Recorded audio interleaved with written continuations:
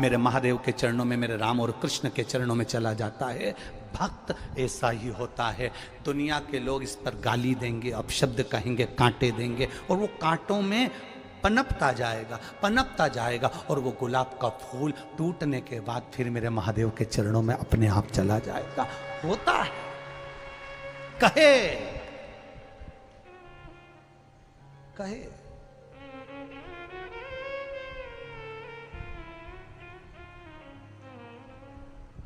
कितना विचित्र जीवन हम जी रहे हैं, कितना विचित्र। आज हम अपने शरीर से कोई काम करना नहीं चाहते हैं। वो तो आप लोग शिव महापुराण की कथा में यहाँ आए हो तो इतना चल भी रहे हो कि यहाँ से जाओगे तो वहाँ इतनी दूर जाके भोजन करोगे, न पानी पियोगे, फिर जाओगे न बॉटल लेकर फिर पानी भर के लाओगे। ये तो तुम इतना चल रहे हो, नहीं तो तुम्हारे घर में तो बस रिमोट, हैंडसेट, डिनर सेट और आदमी अपसेट, इसके सिवाय कुछ नहीं है। क्या रखा है? ऑफिस में अपनी पूरी जवानी तो तुमने नौकरी में निकाल दी। जब गवर्नमेंट ने पूरा निचोड़ लिया, ऐसे हो गए कि मुंह का गाल भी अंदर धस गया। किसी किसी का सोफा सेट ही निकल गया। तब जाकर फिर 60-65 साल में रिटायर हुए। फिर नौकरी करते करते, चाहे प्राइवेट हो चाहे सरकारी हो, करते करते अपनी पूरी जिंदगी लगा दी। बुढ़ापा आया, बच्चों को बड़ा करा। एक दिन बहू भी आ गई, बच्चे भी बड़े हो गए। अब तुम उनको समझाने बैठे तो वो तुमको बात बात में कह दे, तुम चुप बैठो, हम है ना, बात कर रहे हैं ना, चुप बैठो, तुम्हें नहीं आती अकल, तुम समझदार नहीं हो। अब तुम इतनी बड़ी पोस्ट पर रहे, इतनी सत्ता में रहे, इतने बेबहू में रहे, और तुम्हारी औलाद तुमको चुप करना सिखा देती है। क्यों?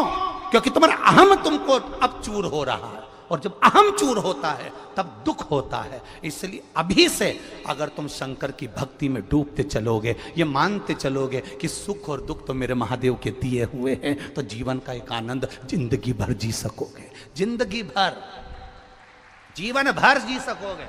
आज कथा के पंडाल में बैठे हो, घर पे रहते तो एसी के रूम में रहते, डनलप के गद्दे पर सोते, तुम्हारा पर्सनल रूम होता, यहाँ पंडाल में पड़े हुए हो, दरी पर पड़े हुए हो। यहां से तुम शुरुआत करो तुम्हारे जीवन की कि अब मेरा अहंकार चले गया। रोड पर पड़ा हूं, जमीन पर पड़ा हूं, दरी पर सो रहा हूं, 2 कदम चलकर भोजन करने जा रहा हूं, 2 कदम चलकर वापिस आ रहा हूं, सामान पड़ा है, कोई चिंता नहीं है, व्यर्थ चिंता।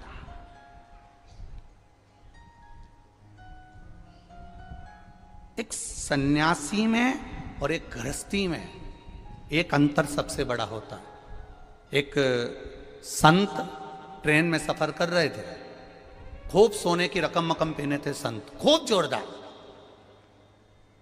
अगले स्टेशन पर वो एक सेठ जी चढ़ गए, बहुत सारा सामान, बहुत सारा, 2 बैग इधर ट्रेन के नीचे डाल दिए, 2 बैग इधर ट्रेन के नीचे डाल दिए, सीटों के नीचे। और सेठ जी अपनी बढ़िया जोरदार आराम से बैठ गए। अब उन्होंने मन में सोचा, सेठ जी ने, बताओ महाराज को तो देखो कितना सोना वोना पहन के बैठे।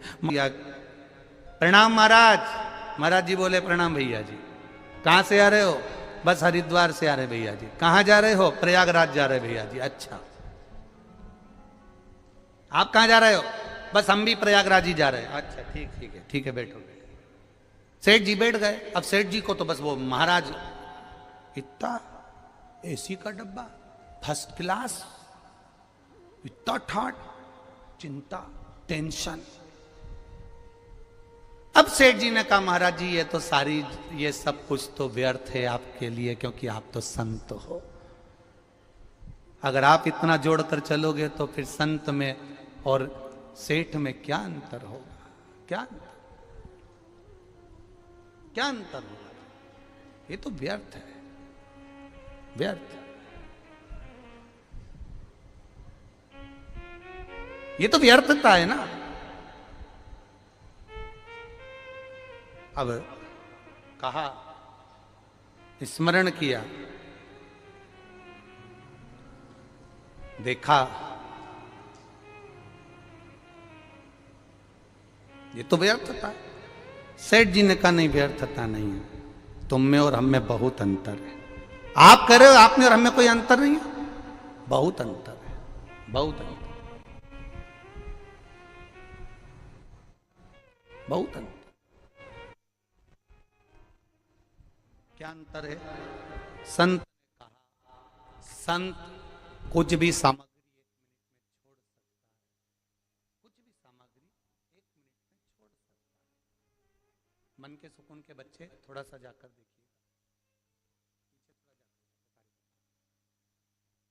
अब संत 1 मिनट में छोड़ सकता है, संत 1 मिनट में छोड़ सकता है।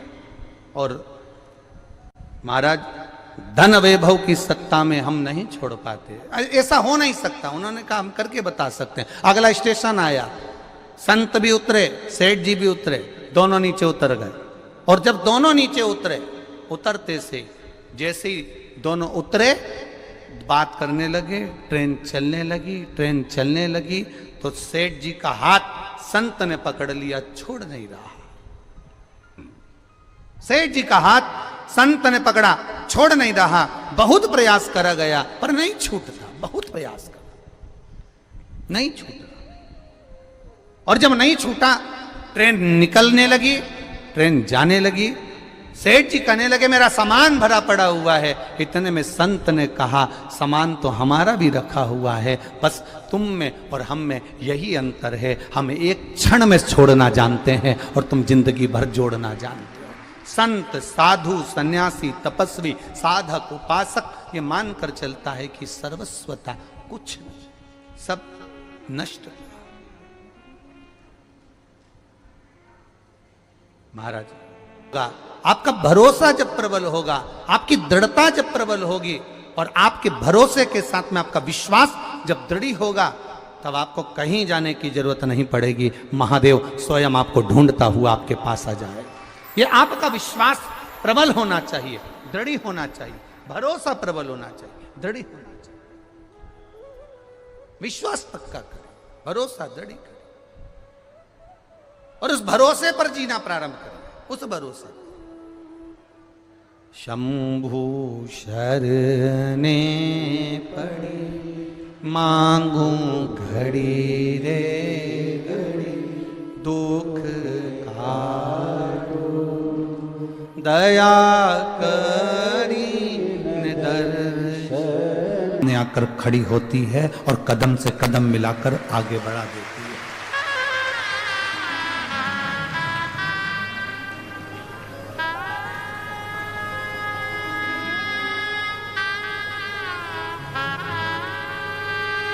कितनी जरा विचार करिएगा, एक पति पत्नी को गालियां देता है, एक पति पत्नी को थप्पड़ मार देता है।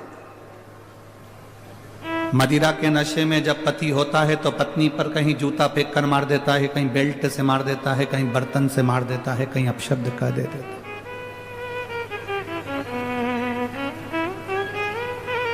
उसके बाद पति को अगर तकलीफ हो जाती है, कहीं एक्सीडेंट हो जाता है, कहीं उसका हड्डी टूट जाती है, कहीं वो पीकर गिर जाता है, पड़ जाता है, उसके शरीर में चोट लग जाती है, सेवा कौन करती है? जम के तो बोलो जरा। पड़ोसन आती है क्या सेवा करने के लिए? कोई रिश्तेदार आता है क्या सेवा करने के लिए? जो दिन रात का ज्ञान देता है वो तुमको सेवा करने के लिए आएगा क्या? नहीं। जितनी सेवा कोई नहीं करेगा, उतनी सेवा जिस पत्नी को उसने थप्पड़ मारा है, जिस पत्नी को उसने अपशब्द कहा है, जिस पत्नी को उसने ताने दिए हैं, वो नारी उसकी सेवा में लगी रहती है, भले वो कैसा भी कुछ भी। एक स्त्री का जीवन कोई साधारण जीवन है?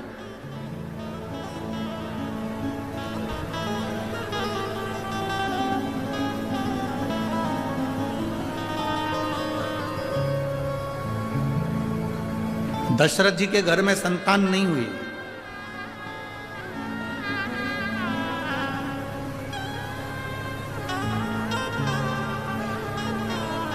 गुरु बाबा को बुलाया गया। गुरु बाबा से कहा कि बाबा वशिष्ठ को बुलाकर गुरु बाबा को बुलाकर कहा गया कि मेरे घर में औलाद नहीं। बाबा ने कहा कोई शिव का भक्त आए और पुत्र कामेष्टि यज्ञ करवाए, कोई शिव का भक्त आए और पुत्र कामेष्टि यज्ञ करवाए तो तुम्हारे घर में औलाद होने में देरी नहीं लगेगी। मेरी 3 धर्म पत्नियां, कौशल्या, केकई, सुमित्रा,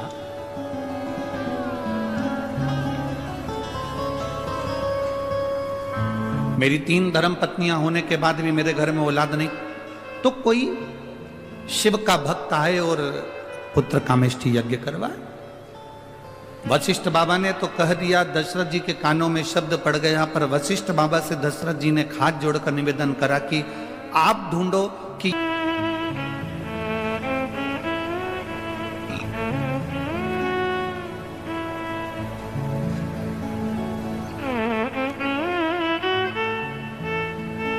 इतना विशाल यज्ञ संतान की प्राप्ति के लिए, पुत्र की प्राप्ति के लिए, इस यज्ञ को कौन करा सकता है?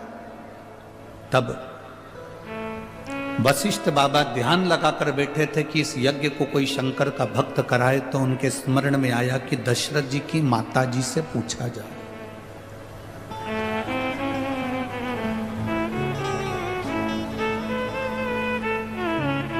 इंदुमती जी से पूछा गया।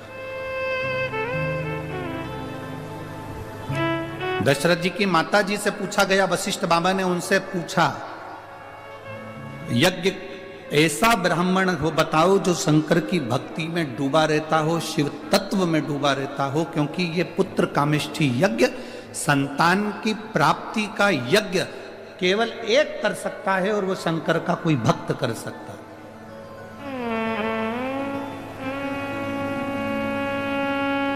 वशिष्ठ बाबा ने दशरथ जी की माता जी से कहा कि शिव भक्त कौन मिल सकता है? इंदुमती के स्मरण में आया, मेरे विदर्भ में जो शंकर की भक्ति में हर तरफ डूबे रहते हैं, वो केवल एक श्रृंगी ऋषि है।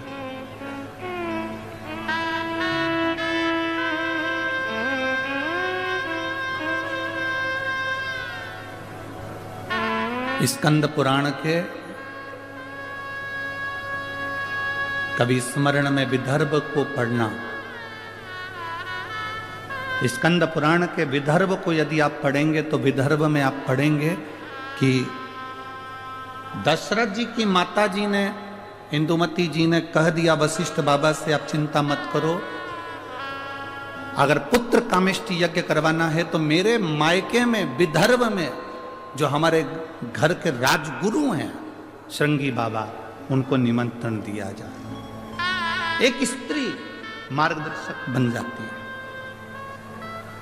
एक स्त्री मार्ग बताने वाली हो जाती है, उनको बुलाया जाए। ये अमरावती की धरा से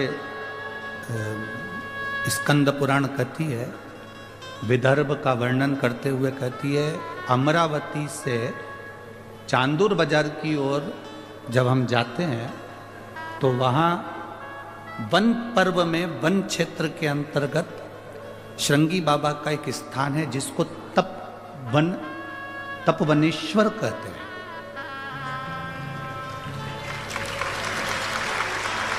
जिसको तपवनेश्वर कहते हैं। आप लोग गए हैं?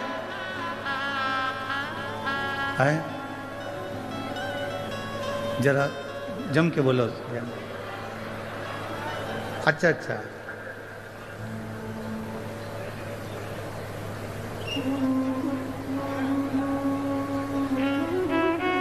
हमारे विधायक जी और सांसद जी कह रहे हैं क्षेत्र के अंतर्गत ही है तपवनेश्वर। आप लोगों में से कितने लोग गए? बहुत बहुत धन्यवाद, आपके चरणों को नमन जो आप तपवनेश्वर का दर्शन करें, जहां स्वयं संत साधु तपस्वी साधक उपासक तप करते हैं, तप साधना में लीन थे, तप में लीन।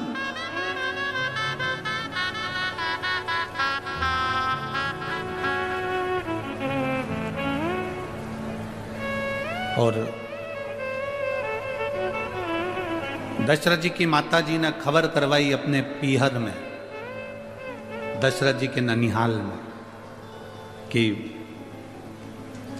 दशरथ जी को पुत्र कामेष्ठी यज्ञ करना है और आप श्रृंगी बाबा से जाकर निवेदन करो। श्रृंगी बाबा उस समय पर तप मुद्रा में लगे हुए थे, बैठे गुफा के अंदर भजन में लीन थे। जब कोई राजकीय कार्य होता था तो श्रृंगी बाबा निकलकर उस गुफा से आते थे और विदर्भ राज के पास में बैठकर उनको ज्ञान दिया करते। संत साधु गुरुजन का एक काम है, जब राज सिंहासन को तुम्हारी जरूरत पड़ती है तब राज सिंहासन पर जाकर आप अपने ज्ञान को, अपने उद्बोधन को, अपनी समझ को जरूर देना चाहिए। पर जब राज सत्ता को अपनी जरूरत नहीं है, उस समय पर बैठकर केवल भगवान शंकर का भजन करो, राम का भजन करो, कृष्ण का भजन करो, शिव का भजन करो। फिर राज सत्ता की ओर जाना उत्तमता नहीं है।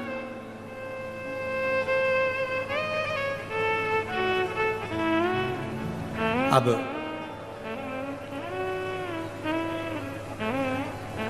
खबर कराई इंदुमती जी ने और खबर पहुंची विदर्भ राज के पास में। सुंदर कौंडन्यपुर में खबर जाती है और वहां पर खबर मिलते ही विदर्भ राज ने जाकर निवेदन करा श्रृंगी बाबा से, मेरी बहन का बेटा यज्ञ कर रहा है और आप जाकर यज्ञ पूर्ण करवाओ क्योंकि उनको संतान की प्राप्ति चाहिए। श्रृंगी बाबा ने कहा कि पुत्र प्राप्ति के लिए, संतान प्राप्ति के लिए और मैं जाऊं, मुझे ही क्यों आमंत्रित करा? तो शिव महापुराण की कथा कहती है, कोई शंकर का भजन करने वाला, कोई शंकर की आराधना करने वाला, कोई शंकर की उपासना करने वाला, कोई शंकर के ऊपर एक लोटा जल चढ़ाने वाले का दर्शन मात्र भी अगर हो जाता है तो जो कामना हम करते हैं वो कामना हमारी पूर्ण हो जाती है। ये शिव तत्व की कथा है, ये शिव महापुराण की कथा वर्णन कर रही है। आप इतनी सारी संख्या में आए हो, लाखों की भीड़ में आप लोग लाखों की संख्या में यहां भक्त पहुंचे हैं। पंडाल को कल भी रात्रि को बहुत बढ़ाया, उसके बाद भी आप लोग पंडाल में समा नहीं सकते। दोनों तरफ पंडालों को बढ़ाया गया, पर आपका शिव के प्रति जो प्रेम है, आपकी जो वात्सल्यता भगवान शंकर के प्रति है, वो यहाँ देखने को मिलती है। इतनी दूर से बस तो कहाँ खड़ी है, 3-3 किलोमीटर दूर बस छोड़ देती है, आप पैदल पैदल पैदल पैदल चलते चलते यहाँ तक पहुँचते हो। 3 किलोमीटर 4 किलोमीटर पैदल पैदल चलकर आप यहाँ पहुँचते हो। हम तो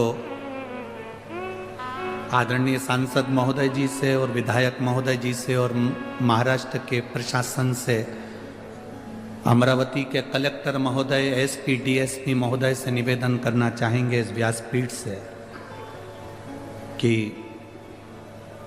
बुजुर्ग लोगों को आने में बहुत पैदल चलना पड़ रहा है, इसलिए पार्किंग, यदि पार्किंग अगर आप पास में नहीं दे सकते तो मैं विदर्भ की अमरावती नगर के सब नवयुवक बेटों को और बेटियों को निवेदन करना चाहूँगा, आपकी स्कूटी, आपकी मोटरसाइकिल पे बुजुर्गों को लाकर कथा के पंडाल तक छोड़िए। प्रयास करिए कि नज़दीक तक, भले गाड़ी छोड़कर चले जाए, पर नज़दीक तक भले 1 किलोमीटर आधा किलोमीटर दूर छोड़े तो भी कोई तकलीफ नहीं है, पर नज़दीक था। हमारा तो निवेदन है माननीय कलेक्टर महोदय जी से, एसपी डीएसपी कमिश्नर आदि से कि आप प्रयास करेंगे तो सब कुछ हो सकता है। शिव तत्व की प्राप्ति, बहुत सुंदर व्यवस्था माननीय सांसद महोदय जी ने, विधायक जी ने, आमदार खासदार जी ने बहुत सुंदर व्यवस्था करी है। खूब भोजन भंडारा भी चल रहा है, जगह जगह पीने के पानी की व्यवस्था, शौचालय की व्यवस्था, रुकने की व्यवस्था, पार्किंगों की व्यवस्था सब अच्छी करी है। बस अब प्रशासन का साथ चाहिए कि वो थोड़ा नज़दीक तक लोगों को छोड़ने की व्यवस्था के लिए अग्रणता प्रदान करे। ये आपसे नहीं। शिव कथा कर रही है, भगवान शंकर का संवाद कर रहा है, शिव महापुराण की कथा कर रही है, शिव तत्व कर रहा है।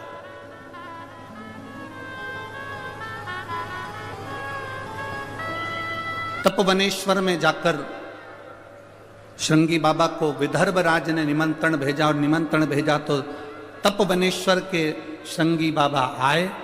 राजा से पूछा क्या बात है? दशरथ जी पुत्र कामेष्ठी यज्ञ करना चाहते हैं, आप उस यज्ञ को पूर्ण कराओ। श्रृंगी बाबा ने मना कर दिया, श्रृंगी ऋषि ने मना कर दिया। श्रृंगी बाबा बोले मैं नहीं जा सकता, मेरी तप साधना छूटती है, मेरा भजन छूटता है, मेरा कीर्तन छूटता है, मेरा स्मरण छूटता है, मैं नहीं जा सकता, मैं नहीं जाऊंगा। जैसे ही निवेदन किया, श्रृंगी बाबा ने मना करा और जाकर तपवनेश्वर में बैठ गए। तप करने वापस गुफा में प्रवेश कर गए।